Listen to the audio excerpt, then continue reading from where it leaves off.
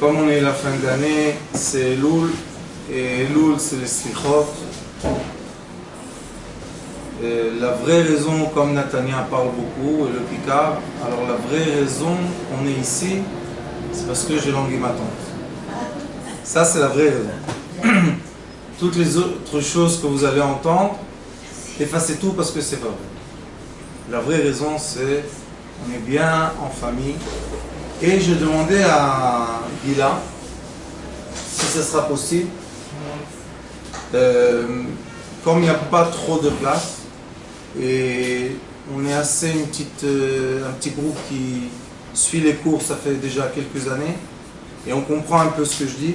N'empêche que c'est pas comme les choses que les autres disent, on s'en fout.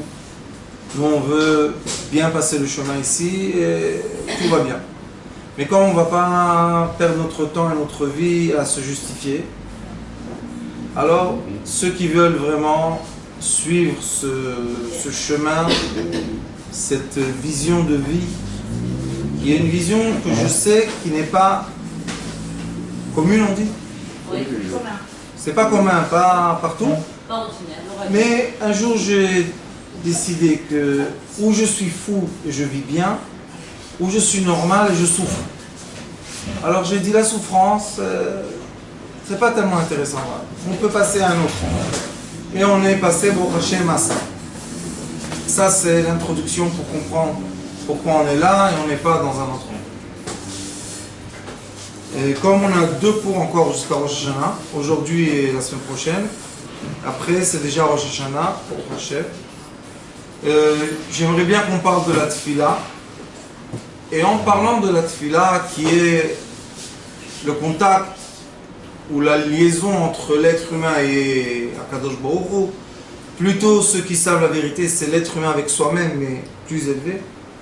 Il y a dans cette partie de l'être, on a 2 forces. On a une force qui dit, c'est le son du côté gauche, qui va nous souffler dans l'oreille tout le temps, que on ne mérite pas, que la mort est mieux que la vie, que l'accident est la solution de notre problème, que se divorcer, ça va, je vais être un misquin, toute ma vie va s'arranger. Ça, c'est un côté de l'être humain, tous les êtres humains ont ça. On va voir tout à l'heure comment Akadosh Baruch Hu visionne ça. Et on a un autre côté, de l'espoir, de la vie, du futur, à tout âge. On peut voir très loin, on dit « Oh, bien sûr, on va faire ça, un grand projet !» Tu entends les gens, tu te dis « Qu'est-ce qu'il a celui-là, il a 20 ans ?» C'est l'espoir qu'on a. Ces 2 parties, surtout dans le jour de Rosh Hashanah, 2 jours qui sont assez lourds, comme quand on a un poids et on doit tenir un poids, qu'est-ce qui se révèle? Les forces qu'on a. Alors on a une force qui doit surmonter les mauvaises pensées, qui nous embêtent. Au début de la tfila, au milieu de la tfila, à la fin de la tfila, on entend le shofar, on se dit « Ah, j'ai pas bien entendu le son, donc l'année prochaine je vais mourir. » Kadosh Baruch Hu tue les gens à cause d'un son de shofar. Mais vraiment, que Dieu nous en préserve. J'entends des choses, moi des fois je me dis bon rabat, où il est le livre que c'est écrit? Juste. Vous allez, on va lire ensemble, vous allez voir. Et il y a une autre dimension qui dit oui, je suis aimé, mes enfants sont heureux de moi, ma femme, malgré tout, elle m'aime, mon mari, malgré tout, il m'aime. Ça, c'est le côté de quoi? Du bien. Ça veut dire que j'ai en moi une partie magnifique. J'ai en moi une lumière merveilleuse, on dit, merveilleuse. Et quand je prie, je fais la tfila, ces 2 parties-là, maintenant, vont m'embêter. C'est vrai que ces 2 parties-là m'embêtent aussi à mon quotidien. Le jour au jour, je suis aussi embêté par... Des fois, je me lève le matin, j'ai des mauvaises pensées. Et après, j'ai reçu un bon coup de téléphone. J'ai un ami à moi qui m'a dit une fois, je leur ai dit que quand on aime sa femme, alors il y a des miracles. Un jour, il devait de l'argent. Et le lendemain, il y a 10 000 shekels qui devaient sortir son compte, que c'est beaucoup pour lui. Et il a dit à sa femme, tu sais quoi? Viens, c'est ce qu'il dit le Rav, peut-être il a raison. Baruch Hashem, dans le Beth Amikdash, les sacrifices, tout va bien. À 2h du matin, 3h du matin, il dit à sa femme, je veux voir si c'est vrai. Il rentre dans l'ordinateur pour voir le compte en banque. Qu'est-ce qu'il voit? Que Massar Nassar lui devait de l'argent. Et ils l'ont viré la nuit, l'argent, qui faisait quoi? Qui a couvert les 10 000 shekels. Maintenant, je vais vous poser une question. Est-ce qu'il y a un être humain qui peut réfléchir à ça ou bien programmer ça? Ça n'existe pas. C'est au-delà de nous. Mais qui le fait? C'est l'être humain, celui-là, qui voit que celui-là est heureux. Alors celui-là, il fait des choses. Si je vais vous dire que ce monde-là, pour lui, c'est même pas un instant de pensée, je vais le diminuer. C'est l'être humain magnifique de nous tous. Que lui, il est là, présent. Mais qu'est-ce qu'on fait? On se cache de lui. Comment on se cache de lui? Vient l'être humain survivant. C'est quoi l'être humain survivant? Je sais pas comment faire, qu'est-ce que je vais faire, comment on fait, comment tu vas... Et je saurai, à la fin le loyer, on le paye, non? On est là. Ah, comment j'ai payé? Comment j'ai payé? On perd encore un mois. Encore un mois. Tu as payé le loyer? Le dernier mois, il a été payé? Oui. Alors pourquoi tu t'angoisses maintenant? Mais qui a dit? L'être humain négatif. Oui, ça va s'arranger. L'être humain positif. Et non. Rosh Hashanah, c'est quoi? C'est décider que cette année, on sera baroche. Cette année, on sera supérieur. À quoi? À l'existence. Qu'est-ce que c'est ces bêtises? Toutes les personnes qui ont la presse, j'ai travaillé avec eux. Ensemble. Un sur un. Presque. Il y en a quelques-uns que je ne connais pas, mais on a presque travaillé avec tout le monde un sur un. Et je pense pas qu'il y a quelqu'un ici, dans ce petit groupe, qui va dire que la pensée folle, mais positive, n'a pas emmené de bons résultats. Même que c'est fou. On dit, ah, comment ça se fait? Pourquoi tu poses des questions? Laisse-moi faire mon travail, tu fais le tien et tout va bien. D'accord? Ça veut dire que on peut toucher cette dimension. Pour toucher la dimension éclairée, lumière, amour, futur, on est obligé de faire la paix avec notre passé. C'est quoi faire la paix avec notre passé? Arriver à comprendre la partie lumière de l'obscurité. Dans chaque obscurité, il y avait des parties lumière. Pourquoi on ne les entend pas? Avant qu'on rentre dans ce texte magnifique du Baal Shem Tov HaKadosh, je vais un peu reparler du shofar, parce que Rosh Hashanah c'est le shofar. Le Rosh, la tête du peuple d'Israël était qui? Notre premier patriarche, Abraham Avinu. D'accord? Ce Abraham Avinu là, qu'est-ce qu'il nous a enseigné? Qu'est-ce qu'il nous a donné? Les sages nous disent qu'Abraham Avinu c'est la miséricorde. Abraham Avinu représente l'amour, représente la gentillesse, représente la générosité. Ce monsieur tellement gentil, amoureux et tout ce qu'on veut, si on voit les faits qui sont seulement écrits dans la Torah, à part les faits oraux qui sont passés de génération, a tué, je crois, 1 demi-million de personnes. Quand il y avait Sodome, avec les rois, il a pris de la cendre, il a jeté sur eux, il a écrit que là-bas il y avait 350 000 ou 1 demi-million de soldats. Tous tués. C'est gentil ça ou... Ça dépend comment on regarde les choses. Si il veut sauver la vie de son neveu, qui était comme son fils parce qu'il n'avait pas de père, alors c'est sûr qu'il va sauver la vie de son neveu. Hein, qu'est-ce que tu veux qu'il fasse? Vous êtes 500 000 personnes devant moi que je dois vous tuer pour sauver lui, eh ben, vous avez choisi le mauvais choix. Si on avait 10, on aurait tué 10. Bon. Après on dit, ça va, celui-là, c'est un guerrier, Kol HaKavod, il a sauvé la vie de son neveu qui était Asdom et Amora quand même. Et après, j'espère qu'il n'y a pas des enfants en moins de 18 ans, mais a eu Lot, le neveu d'Abraham, a eu quoi? Il a eu deux petits-enfants, un c'est Moab et un c'est Edom, qui sont venus d'une façon un peu bizarre, on va dire. Un peu de vin, un peu de et un peu d'amour et tout va bien. Hein? Pour lui, tu tues 500 000 personnes, pour celui-là, mais Dieu fait que celui-là, là, Moab, il y a Ruth qui va sortir de Moab. Rabbanit, c'est plus fort que moi? C'est bien, ça bouge. C'est bien, Rabbanit. Ça veut dire que sa vie. Voilà, exactement. Moab, celui-là, a fait naître Ruth. Ruth est la mère de David Amelech, la grand-mère. Arrière-grand-mère de David Amelech. Mashiach est sorti, pas de Abraham Avinu. Il est sorti de Lot. Donc, est-ce qu'Abraham Avinu devait faire la guerre contre les 500 000? Il a dit oui, je fais la guerre contre beaucoup d'obscurité qui ne veut pas faire naître le Mashiach. Tu es fou quoi? Quel Mashiach? Le père avec ses filles? Oui, là-bas. Là-bas, dans l'interdiction, il y a la permission. Pas une permission, Mashiach. Si on me dit aujourd'hui, tu sais ce que tu fais? Tu prends la voiture Shabbat, roule 100 km avec la voiture. Il y a Mashiach qui t'attend là-bas. J'ai le droit ou pas? Bien sûr que je dois faire. C'est quoi? Pidyon Shvouim. C'est quoi un Shabouï? Un otage. C'est quoi délivrer un otage? La Torah nous dit, la halakha, tout est permis pour délivrer un otage. Vous savez c'est qui l'otage?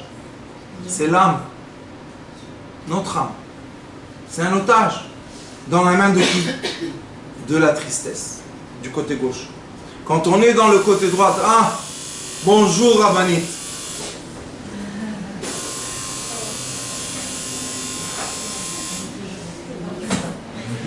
Ça sert à rien de pousser les murs, ils vont pas bouger.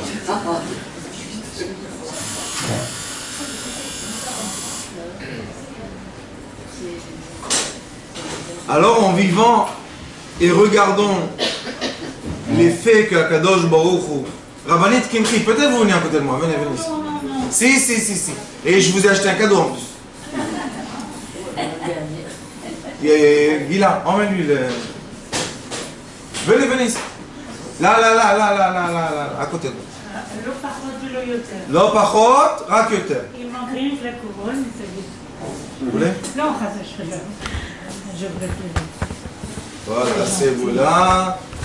Voilà. Un peu plus loin. Donc, ce Mashiach là a été. Ça, c'est le Baal Shem Tov HaKadosh. Rabbanit, dans le Baal Shem Tov HaKadosh, il y a Amud HaTfila. Dans le Amud HaTfila, c'est ce que je vais enseigner aujourd'hui et la semaine prochaine, il y a les deux façons que je vous enseigne beaucoup. C'est le bien et le mal dans l'être humain. D'accord? Alors ce Abraham Avinu là, quand il a décidé de sortir à la guerre pour sauver son petit neveu Lot, si on aurait arrêté le film à ce moment-là, qu'est-ce qu'on aurait dit? Lot, c'est quelqu'un de... que Dieu nous en préserve, hein? Et puis, on ne voudrait pas faire des choses comme ça. Mais Abraham Avinu, voyez ce que nous on n'a pas vu. Qu'est-ce qu'il a vu? Abraham Avinu a vu la volonté divine avant sa volonté. Maintenant on va voir tous les essais, toutes les épreuves qu'il a eues avec Akadosh Baruch Hu, ça va. Il a surmonté, sauf le dernier. La dernière épreuve était l'image que je vais vous dessiner maintenant, qu'on la vit tous, le quotidien, vous allez voir. Abraham Avinu, Akadosh Baruch Hu lui dit, regarde. Il demande à Abraham Avinu, comment je peux savoir que je vais hériter la terre d'Israël avec un fils? Et lui dit, regarde dans les étoiles. Et comme Abraham Avinu était un homme très supérieur, il a regardé les étoiles, il a dit, l'astrologie, la carte astrologique, dit que j'ai pas d'enfant. Avec Sarah, je ne parle pas avec Adam. Akadosh Baruch Hu lui dit, Abraham, sors de cette vision, monte, va au-delà des étoiles et tu verras qu'Abraham Avinu a un fils. Abraham Avinu est monté Akadosh Baruch Hu lui a montré les descendances, le peuple d'Israël, Mashiach ben David, Mashiach ben Yosef, la Géoula, il lui a tout montré.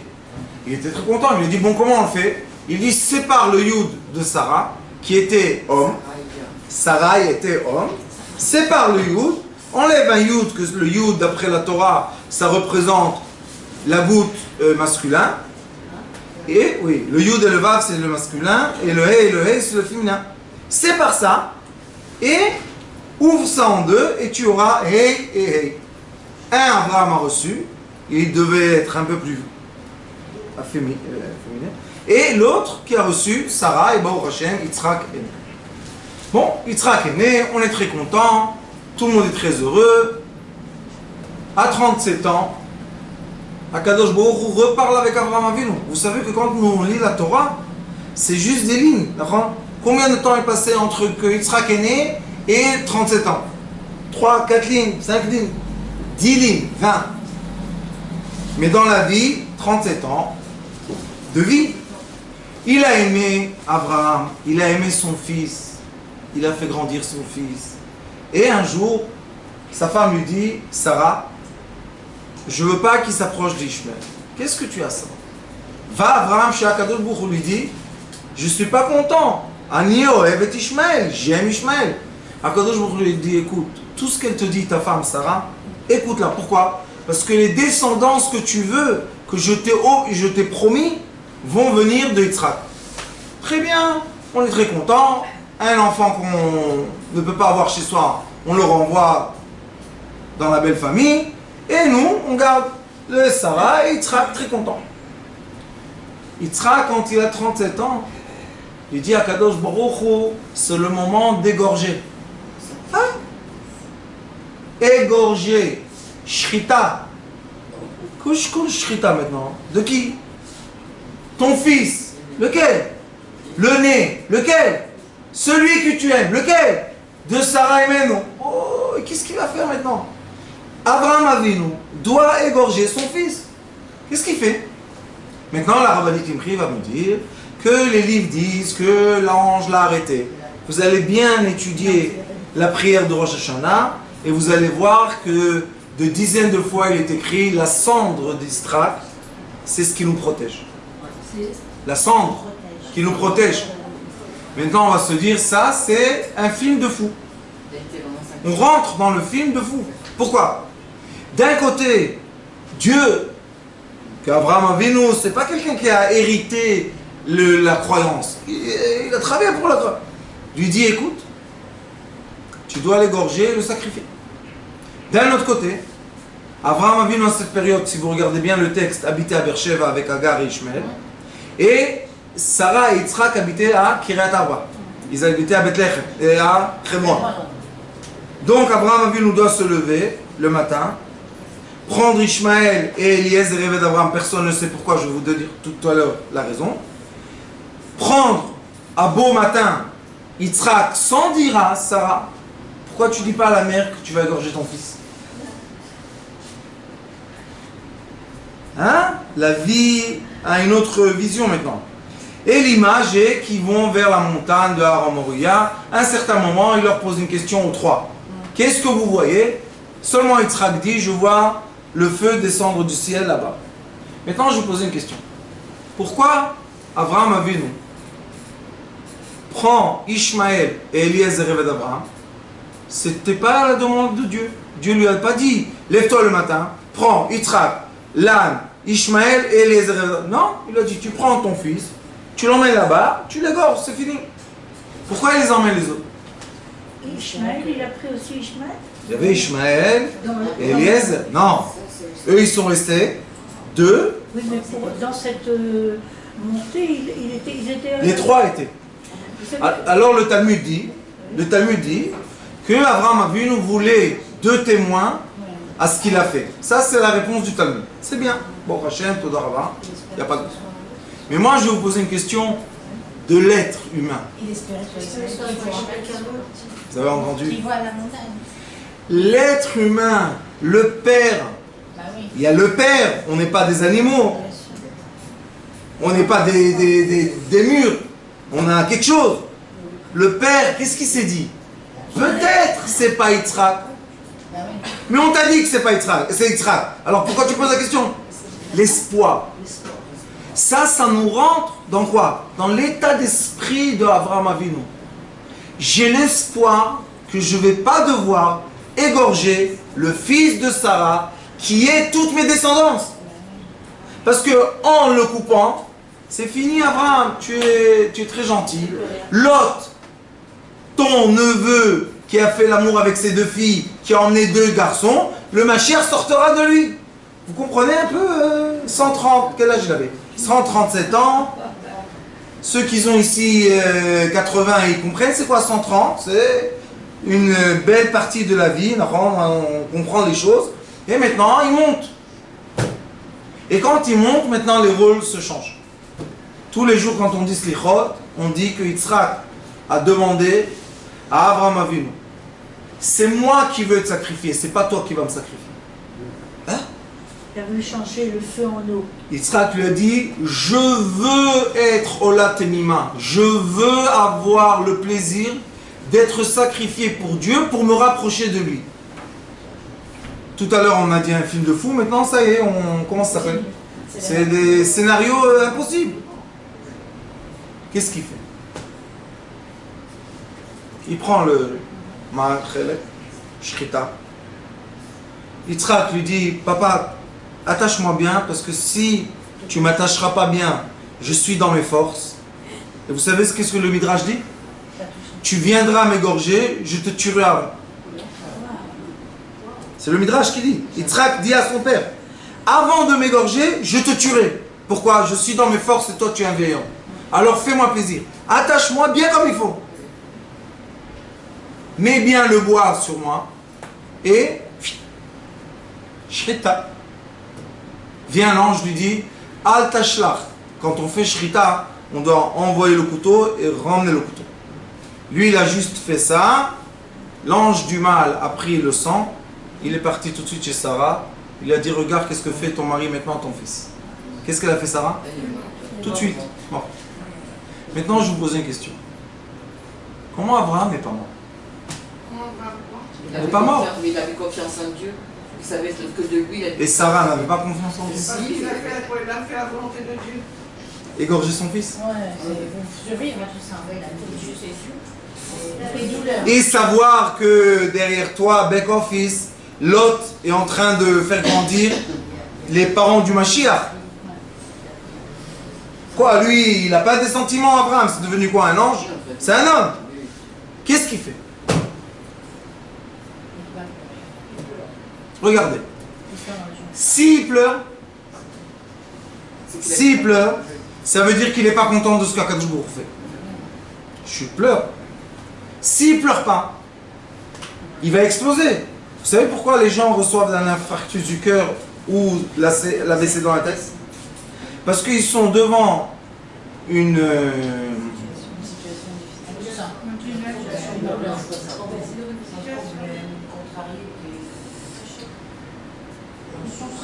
Nisayon, comment on dit?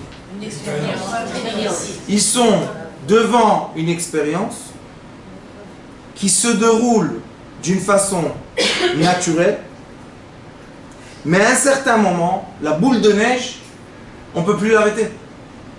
Mais c'est moi qui ai commencé la boule de neige, non? J'ai poussé un peu, mais elle prend des vitesses, des allures et des grandeurs qu'on ne peut plus l'arrêter. Vous savez qu'est-ce qu'elle fait la boule de neige? Si elle touche quelqu'un à un certain moment, elle le tue. Mais c'est moi en haut qui a joué. Oui, tu as joué une petite boule de neige. Tu l'as envoyée où il ne fait pas. Et elle a écrasé qui? Écrasé Shalom, ton fils. Ta femme. Un proche de toi. Un cousin, un neveu. Comment tu vis ça? Il y a un problème. Les gens qui n'arrivent pas à souffler, évacuer quoi? L'air qui est rentré dans leur corps. Toujours quand on a une angoisse très forte, c'est parce qu'on a respiré une énergie qui est une énergie destructante pour nous. Oui, Rabban. Je veux juste comprendre pourquoi Ishmaël? Pas Ishmael. Non, pourquoi il y a eu Ishmaël? Parce qu'il a dit, jamais entendu. Puisqu'il lui a dit, regarde, pourquoi il a été... Ishmael est né avant Yitzhak. Avant, Agar a eu un premier fils, un premier grossesse d'Abraham. Sarah lui a mis un coup d'œil, comme ça il est écrit, et le bébé est tombé. La deuxième fois, elle a été encore une fois enceinte. Encore une fois, Sarah voulait lui faire du mal, elle s'est sauvée dans le désert. Elle a eu Ishmaël et elle est revenue. Ishmaël est venu avant Yitzhak. Pourquoi? Parce que Sarah a eu aussi une épreuve de femme. Elle a dit, vous savez ce qui est écrit dans la Torah? Il est écrit Chamassi alecha. Toute ma colère sur toi. Que Dieu juge entre nous deux. Pourquoi? Comment tu as eu une femme avec Agar? Qu'est-ce que c'est ça? Comment tu as eu un fils? Je suis ta femme, 100 ans. Comment c'est là? C'est elle qui l'a donné. C'est Sarah qui a dit à Abraham de se marier. Vous savez, dire et faire Ouais. et défaire, c'est ça. C'est vrai que moi je pense que c'est une bonne chose qu'Abraham ait eu Israël et eu Ismaël avant. Pourquoi? C'est constaté que dans une famille, le bécor, il prend le tremplin du père. Alors le tremplin de Chesed est tombé sur Ismaël, donc Yitzhak était beaucoup plus méousin. Il n'avait pas ce trop-plein de... Mais lui, il avait la rigueur. Yitzhak. Et c'est pourquoi il a voulu être... Égorgé. Pour se transformer en eau. À la fin. Mais on ne va pas rentrer dans ça maintenant. Juste, on va essayer d'expliquer qu'est-ce qu'on ressent nous. Maintenant, à cette image-là, il y a un souffle. Vous savez, des fois, quelqu'un est décédé, on fait... C'est à cause de moi. Après, la personne, elle est envahie par des pensées, par des rêves, par des... Elle ne sait pas pourquoi. Tu as fait rentrer un souffle négatif dans ton corps. Ce souffle négatif a la force d'emmener l'infarctus ou bien l'AVC. Quand on a une épreuve qu'on n'arrive pas à surmonter avec ce qu'on sait, cette épreuve peut, chas v'shalom, nous tuer. Qu'est-ce qui nous tue? La pensée, pas ce qui s'est passé. Ferme les yeux, va dormir un mois, réveille-toi dans un mois. Qu'est-ce qui va se passer? Rien du tout. Alors pourquoi tu te fais du mal de cette épreuve? Parce qu'on a le côté négatif qui va toujours nous dire c'est à cause de toi, tu n'as pas fait attention, pourquoi tu n'as pas fait trop d'efforts, et il nous casse la tête celui-là du matin au soir. Si on accepte à l'entendre, chas v'shalom, on meurt. Des fois spirituellement, des fois physiquement, et des fois spirituellement et physiquement. Mais si on se dit, d'accord, qu'est-ce qui s'est passé? C'est passé, c'est la vie, qu'est-ce qu'on peut faire? C'est pas nous qui vont diriger la vie. C'est qui parle maintenant en nous disant ça? C'est l'être humain, spirituel, qui voit au-delà de la matière. Il voit au-delà des limites. Cet être humain-là, il a la force de nous donner la vie. Des fois, on reçoit cette force-là, on n'a pas intérieur, on va chez le docteur, on va chez le psychiatre, on va chez le rabbin, on va chez l'avocat, on va chez, je sais pas quoi, vous savez, des fois, les gens, ils rentrent dans un tellement grand problème qu'ils se disent, un jour, comment je surmonte tout ça? C'est qui a fait ça, ce monstre? C'est toi? Alors de quoi tu as peur? Je peux plus. Et il s'enferme dans sa chambre et il pense qu'il va mourir, mais en vérité, un jour est passé, le deuxième, le troisième. Rien s'est passé. Ah, va trouver la solution maintenant. Vous comprenez? Alors, ce qu'on doit faire, ça c'est quand on va recommencer l'étude de la science lumière, de la médecine lumière, qui dit que c'est le niveau le plus élevé que l'être humain peut comprendre étant lumière et corps. D'accord? C'est quoi? C'est la dimension un peu lumière. Qui dit Avir, air. C'est quoi air? Or, Yud.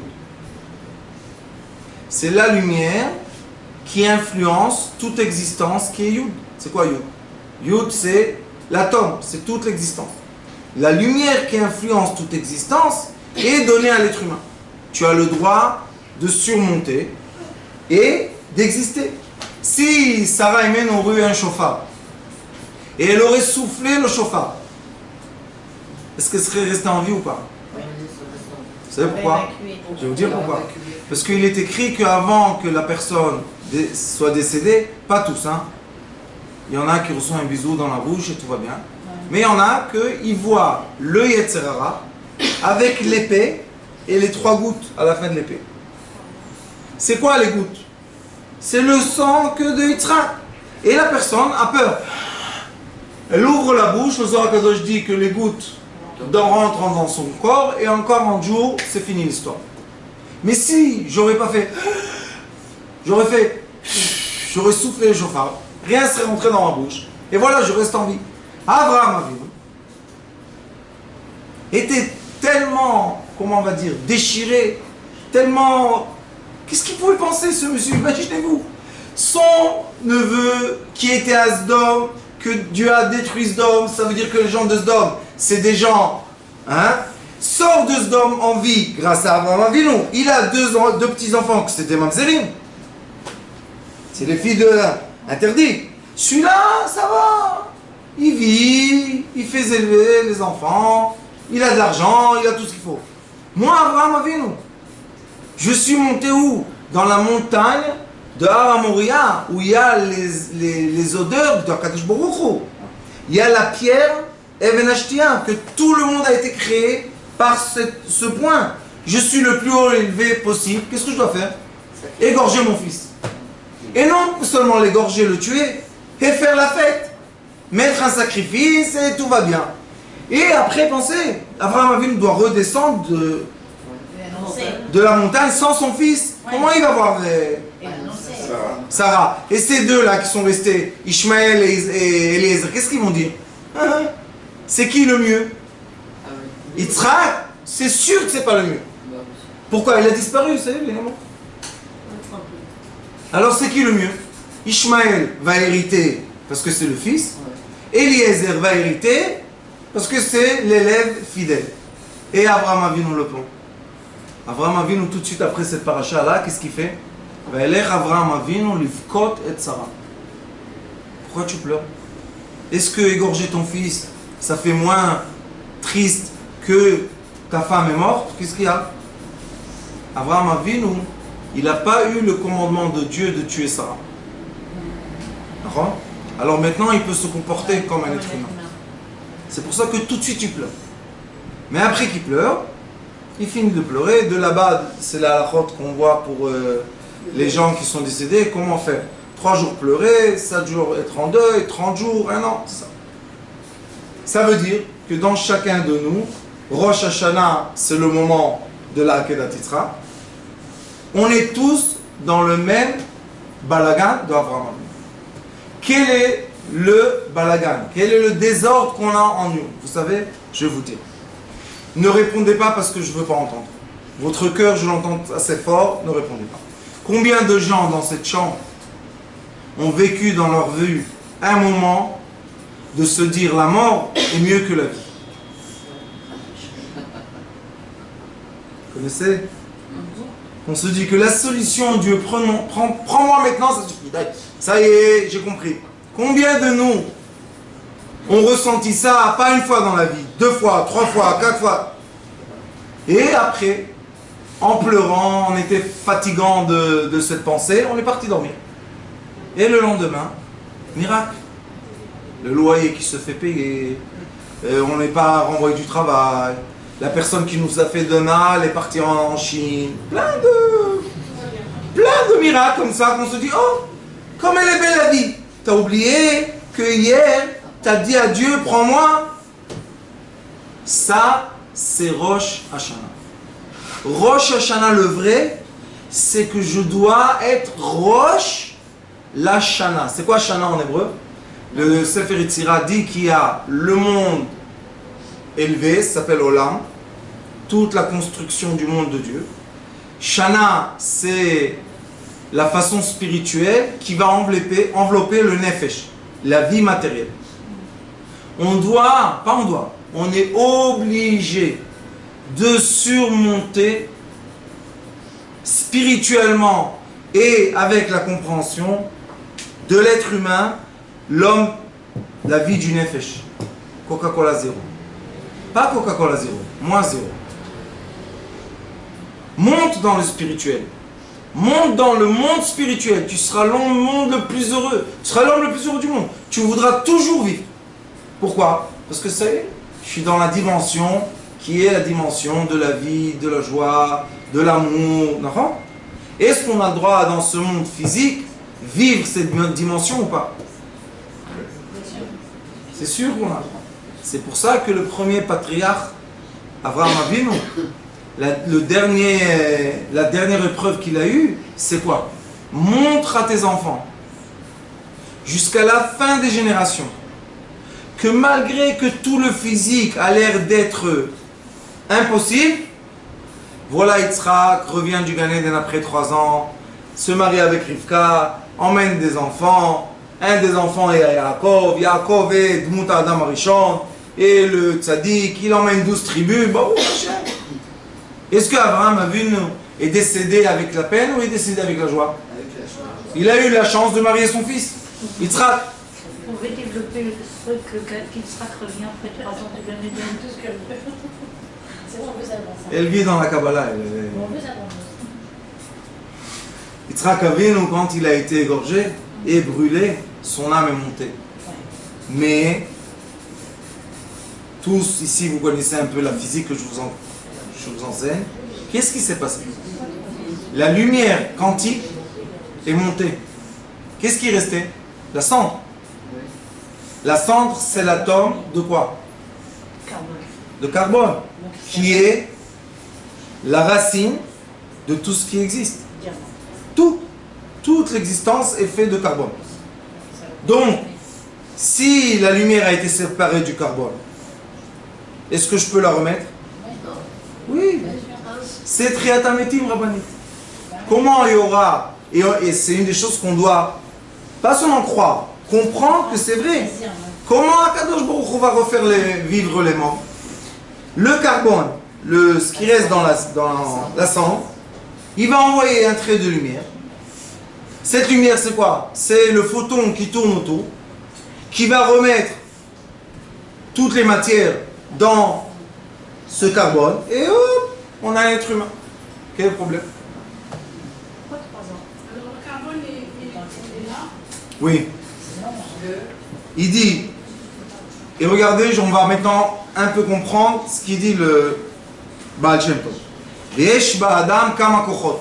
L'être humain a plusieurs forces. Rabbanit Selarmoud, car je vous donne. Oui, car. Koufra. Chez les Éaolam, tzarir koachze. Pour ce monde-là, on a besoin d'une force. Mais les Éaolam koachze.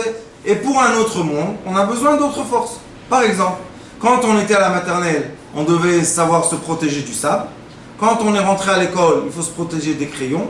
Et quand on va dans la rue, il faut se protéger des couteaux. Pourquoi le sable, le crayon, le coton?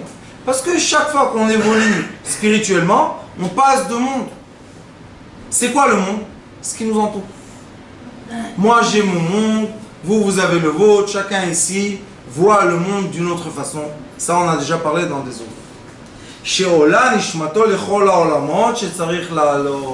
L'âme visite tous les mondes qu'on va vivre. C'est pour ça qu'on a le droit d'évoluer dans notre vivant. J'ai le droit de dire un jour, moi je ne travaille plus à l'armée, je vais travailler, je sais pas, dans l'eau. Je vais produire de l'eau. Bon, j'ai le droit de dire ça. Pourquoi? Si j'étais là-bas, ça veut dire que mon âme a été avant moi. Et notre âme a passé tout ce qu'on va vivre ici avant nous. Il est écrit dans Zohar Akadosh Parashat Mishpatim que l'âme, avant de descendre, Akadosh Baruch Hu lui fait montrer tout ce qu'elle va vivre. Et elle descend, elle remonte, vous savez combien? Un instant. Tic. Ça veut dire que l'âme nous a tout avancé. Tout est préparé qu'on puisse vivre ce qu'on vit, chacun nos épreuves. Sauf maintenant, on nous dit, tu sais, tu peux vivre toutes tes épreuves. Mais la question est, quels sont les outils que tu vas prendre pour vivre tes épreuves? Alors il dit, Ubotkin oto bechol haolamot, im hu raeu la'alot, ve'im lo, dochin oto lachut. Maintenant, dans chaque instant dans notre vie, on va vérifier si on est vraiment capable de vivre ce qu'on doit vivre. Et si on n'est pas capable, Dieu va détourner les choses en sorte que tu ne vas pas vivre ce que tu ne peux pas vivre. Et combien de fois on dit, J'ai passé près de la mort, mais je ne suis pas rentré dedans. J'ai eu presque un accident. Pourquoi tu n'as pas eu l'accident? Qu'est-ce que c'est cette seconde de presque? Ça veut dire que maintenant, c'est pas ton truc. Laisse tomber. Mais les gens, des fois, s'accrochent. Le Tserara, il dit, ah, j'ai pas réussi cette fois. Prie encore demain soir et on va demain essayer encore une fois. Ou les familles, écoutez bien.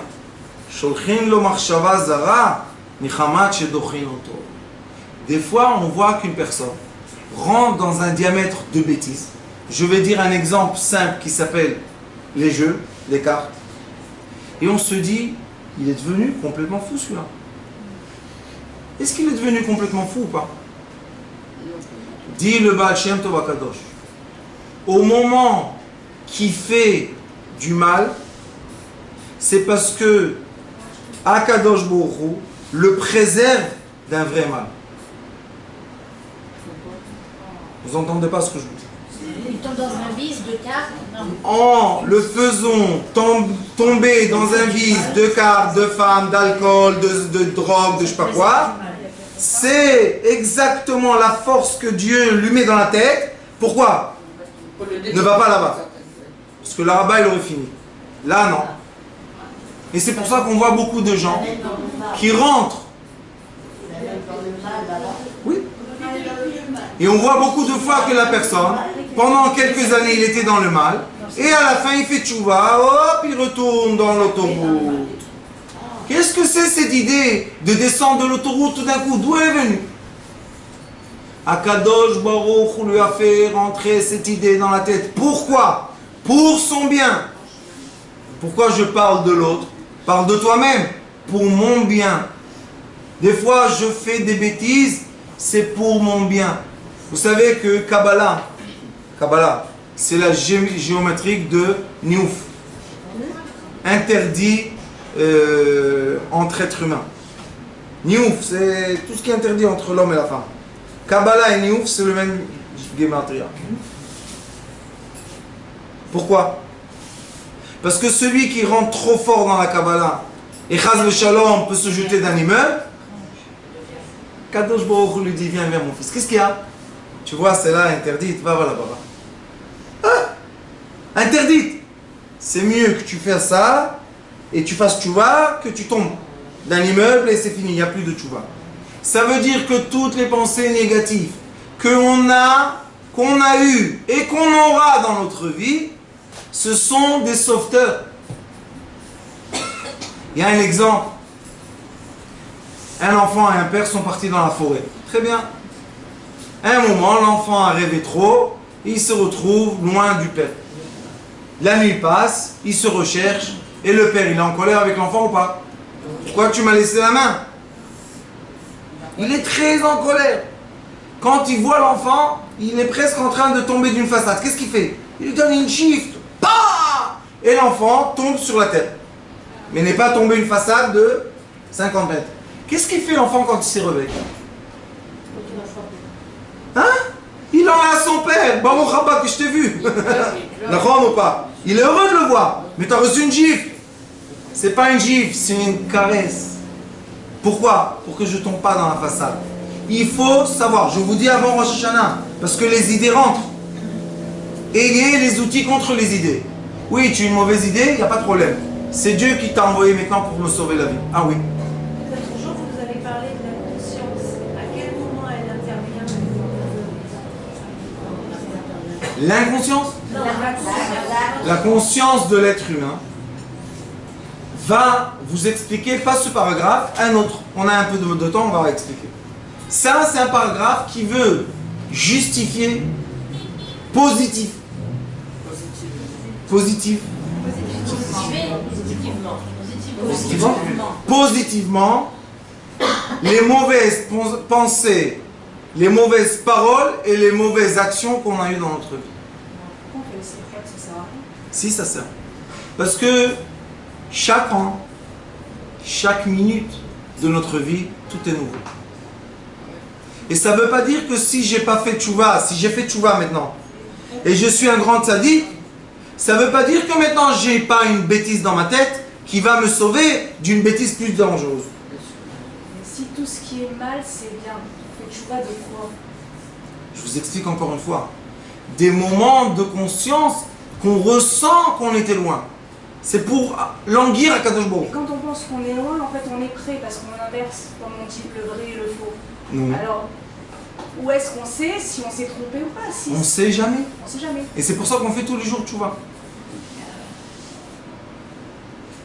Vous savez que dans le Zohar Kadosh, il y a une histoire merveilleuse qui dit qu'un roi qui est à Kadosh Baruch Hu, excusez-moi aujourd'hui, je ne sais pas pourquoi, mais Rosh Hashanah arrive, alors il faut tout nettoyer. Il envoie, 3 fois je crois que c'est écrit dans le Zohar Kadosh, son fils qui s'est mal fréquenté et qui est devenu très très loin dans le mal. Vous savez qu'est-ce qu'il envoie? Une prostituée pour tenter son fils à être avec elle pour la ramener dans le royaume. Le Zohar Kadosh dit, regardez le Gam Kimri, Rabbanit Kimri, quand on étudie la Kabbalah, il faut tout étudier, pas seulement ce qu'on aime, les sphirotes et les lumières et l'amour. Il faut tout savoir, parce que la Kabbalah c'est la lumière au-delà, Rosh Hashanah, c'est la lumière de la spiritualité. Qu'est-ce qu'il dit le Zohar Kadosh, vous savez? Est-ce que si le roi aurait envoyé chez l'enfant qui est maintenant, je sais pas, dans les drogues, dans l'alcool, dans je sais pas quoi, un sage, beau, il aurait dit viens mon fils à table, on va parler. Il aurait parlé avec lui? Mais s'il lui envoie une belle femme, ah, alors il est attiré, il va avec elle. Elle l'emmène jusqu'au royaume. C'est qui cette belle femme, vous savez? C'est la Avera. Il faut comprendre que les Averot, c'est pas contre nous. C'est des moments dans la vie qui vont nous ramener vers la tchouva. Sinon, on n'aurait jamais fait tchouva. Et quand on fait tchouva, est-ce qu'on est bas ou très haut? Il est écrit,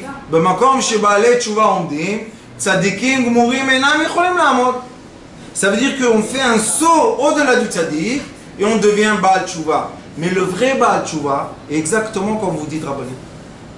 Il pense jamais qu'il a fini la tchouva. Pourquoi? Il a toujours peur de retomber dans les bêtises. Est-ce que celui-là, il aime Akadosh Baruch Hu ou pas? Vous savez pourquoi? Parce que qu'est-ce qu'il dit? Kadosh Baruch Hu, les bêtises, ça ne m'a pas rapproché de toi. Ça m'a éloigné. Mais est-ce qu'il était loin? Non, puisqu'Akadosh Baruch Hu est à côté de lui. Maintenant, il a fait la tchouva. Est-ce qu'il est proche?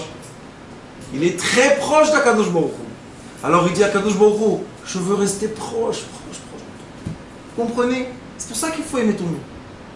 Chaque être humain veut qu'on lui donne la solution de se rapprocher de la lumière.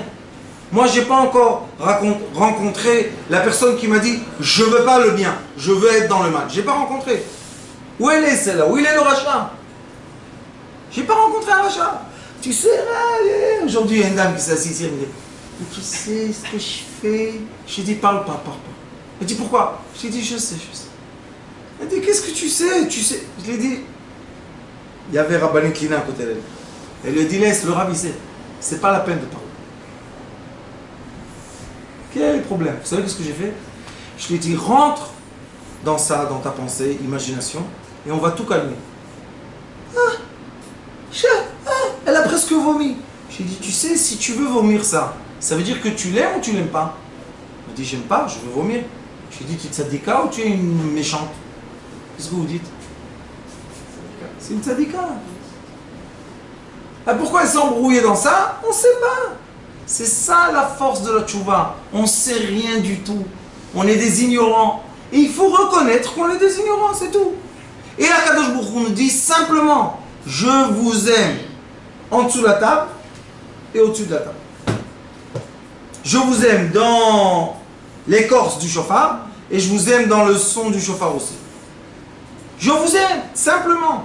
Quand on sait qu'Akadosh Baruch Hu nous aime, il n'y a pas de problème. On peut être dans tous les champs de guerre, de paix, d'amour, de haine, d'argent, de manque d'argent, et vivre comme il faut, parce qu'on est roche. On est la tête au-delà du matériel. Alors il dit,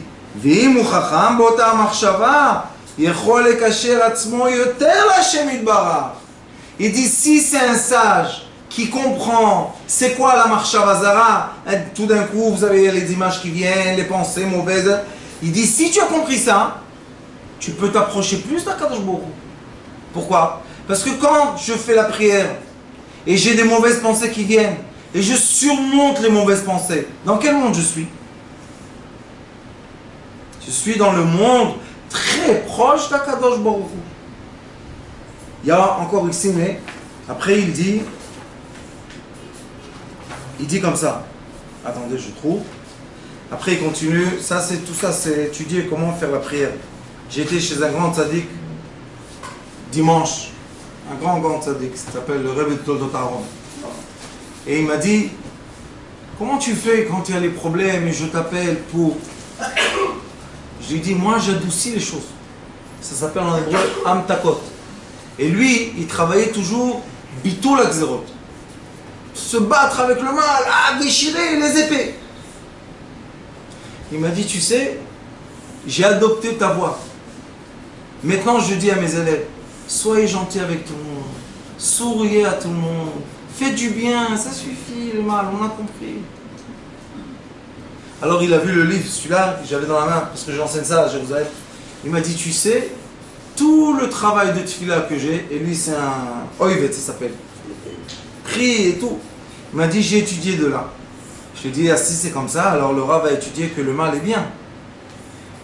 Attention de ne pas révéler les secrets. J'ai dit, t'inquiète pas, c'est Mashiach.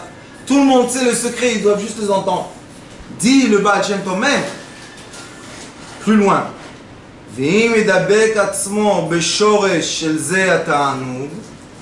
Si tu vas te coller à la pensée positive qui dit que Akadosh Baruch Hu a un très grand plaisir quand tu reviens vers lui,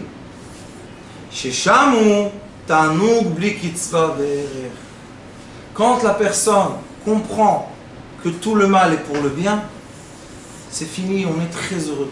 Pourquoi? Plus il fait du mal. Tout est pour le bien. Combien on va vivre? Combien qu'on va vivre? Mais ce qu'on va vivre, la qualité de vie, c'est la conscience de l'être humain. À votre question tout à l'heure. La qualité de vivre, c'est ma conscience. Est-ce que je suis tout le temps dans la mort ou je suis dans la vie? Est-ce que le mal est mal ou bien est-ce que le mal est bien? Avec la bonne conscience, le mal devient bien. Donc, quand on rentre dans la tefila de Rosh Hashanah, et je vous dis que tout le monde ici souhaite à un moment le mal, mais après, il veut voir ses enfants, on veut voir les petits-enfants, on veut vivre une longue vie, on veut voir que tout ce qu'on fait est bien, on veut être dans le bien. Qui veut le mal? Personne ne veut le mal, vraiment. Transforme le mal en moment de désir de t'approcher de Dieu. Et toute la tefila de Rosh Hashanah te mettra dans la conscience d'être la tête et non pas la queue. Être au-delà et non pas en dessous. J'ai fait une avéra, Aouda. Raconte-moi ton avéra que le Rav va s'évanouir. Les gens ils viennent et me disent, ah mais Rav, je peux pas vous expliquer. Je peux pas vous expliquer. Je leur dis, oui, il y en a encore un après vous. Allez, ça suffit l'école de la comédie. Qu'est-ce que tu as fait? Je peux pas dire, je peux pas dire. Ah, c'est trop.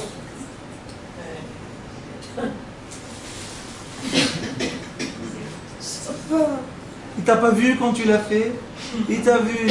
Il t'a pas enregistré 3D dimension. Il t'a enregistré dans toutes les dimensions possibles. Ah, toi maintenant tu vas te cacher de lui. Ah, bravo. Pourquoi? Parce que je vais pas le dire. Et si tu vas pas le dire, ça va pas exister. Ça va pas te casser la vie. Ça va pas te... Oui, ça va. Alors viens, on guérit. Quoi? Il pardonne à Kadosh Baruch Hu? Non. Non. Il est très heureux de vous voir souffrir. Il est là. Il se dit, ah, celui-là, comment il va souffrir? Ça n'a pas la tête. On est complètement fou. On est devenu fou. De quoi? De croire que Akadosh Baruch Hu c'est le mal. Non, on doit être fou d'amour de lui. Chaque fois qu'on fait tchouva, lui dire Akadosh Baruch Hu, je t'ai la vie. Vous savez qu'est-ce qui est écrit dans le Baal Shem Tov? Aga'agouim, languir, c'est un oneg. Quand on ne s'est pas vu longtemps et on s'en lasse, il y a un goût que tous les vendredis, allez, Shabbat Shalom, on s'embrasse. Des fois on dit, celui-là il n'a pas mis de parfum, je ne veux pas l'embrasser. Mais même s'il n'a pas mis de parfum, et après 20 ans que tu étais à Sibir et tu l'as vu à l'aéroport, tu l'enlaces, ouh, quelle chaleur d'amour, d'accord? Sans parfum, avec les tenues noires, tu l'enlaces. Pourquoi? Dit le Baal Shem Tov Kadosh, Garagouim ta'anugim. Languir, c'est plaisir. Alors quand on est un peu dans l'obscurité, et un peu dans le mal, et un peu dans la maladie, ça veut dire que qu'est-ce qui se passe avec le ressort? Akadosh Baruch Hu tire le ressort. Si le ressort est vraiment, vraiment tendu, est-ce qu'il nous aime beaucoup ou il ne nous aime pas du tout? Il nous aime beaucoup. Mais on est là, hein, dans le négatif, très très négatif. T'inquiète. On va voir le Rav Schneider. Il va enlever le petit clou là qui tient le ressort. Et le ressort va combien? 10 cm qu'on a tiré, ou bien des fois 100 mètres d'amour. 100 mètres d'amour. C'est pour ça qu'il faut étudier la science de l'âme. Comprendre comment Akadosh Baruch Hu nous a créé. Quels sont les différents programmes. Et à chaque âge, il y a un programme.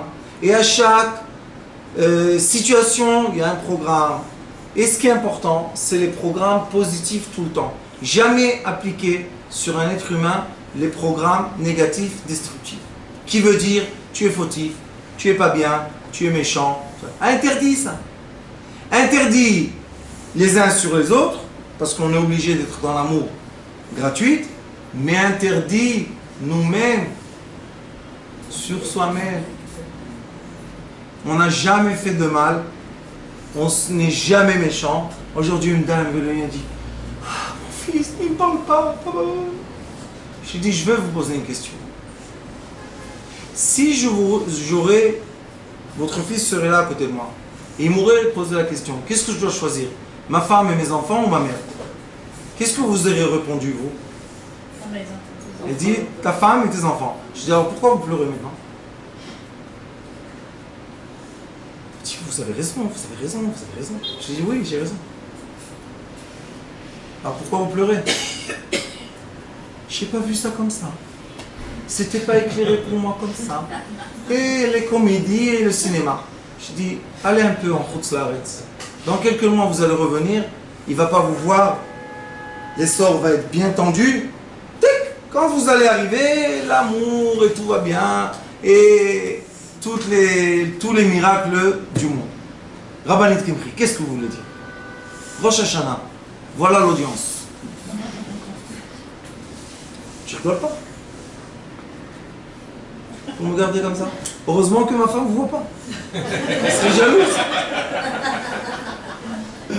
Alors, Rabbanit, dites quelque chose au Kahal. Une bonne bracha pour Rosh Hashanah. Shana, c'est le chinouille. On a envie de changer pour le meilleur. Comment on change? Elle dit la Rabbanit, Shana, c'est chinouille, changement.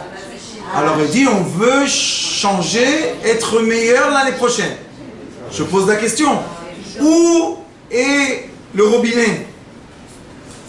J'ai écrit quelque part, la joie et l'amour ouvrent les portes du ciel. Voilà ce qu'il faut travailler.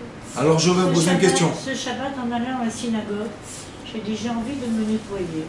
Qu'est-ce que je vais faire? J'ai invité les images de personnes avec qui il n'y avait pas des relations vraiment de chaleur et d'amour. Je les invitais dans mon imagination. Et à tout le monde, je disais, je t'aime, je t'aime, je t'aime, je t'aime.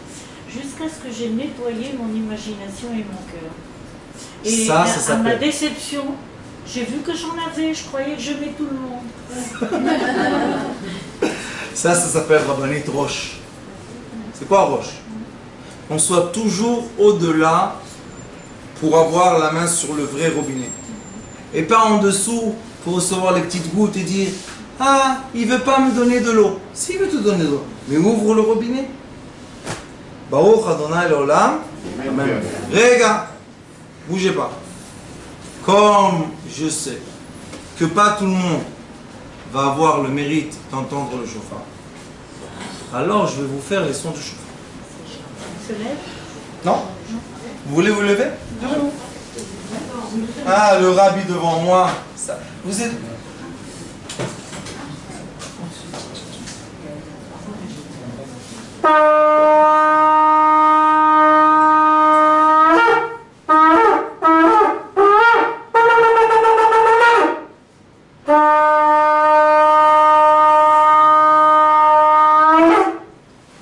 Bezrat Hashem, qu'Akadosh Baruch Hu accomplit tous votre vœu pour le bien. Ah, ya Habibi, je peux aller à l'université maintenant. Donner des cours en français, non? Justement, dites-moi, c'est une corne véritable. Alors donc, on l'a prise de... Non, non, on l'a prise d'un animal vivant ou mort? Dites-moi. Vivant. Vivant. Non, mort. Mort. Bon, parce que... Il y en a qui font tomber, mais ce n'est pas les cornes. Regardez, chaque comme ça, c'est une année. Celui-là, regardez quel âge il a. Et je sais c'est qui en plus. C'est où on va chez les antilopes, C'est un animal mort à qui on a pris. Après, on met dans la chaleur. Ici, il y a le strous. Ils font. Vous savez, on met ça dans des braises. Des braises, on dit? Des chalim, en dessous de la terre, ça se fond. Ça se fond. On fait sortir tout ça. Ça se fond en main. Non, ça c'est comme c'est naturel, comme ça. C'est sur la tête, c'est comme ça. Et après, on taille ici un peu, on coupe. Et c'est vite. Et on peut... Yofi, toda rabba.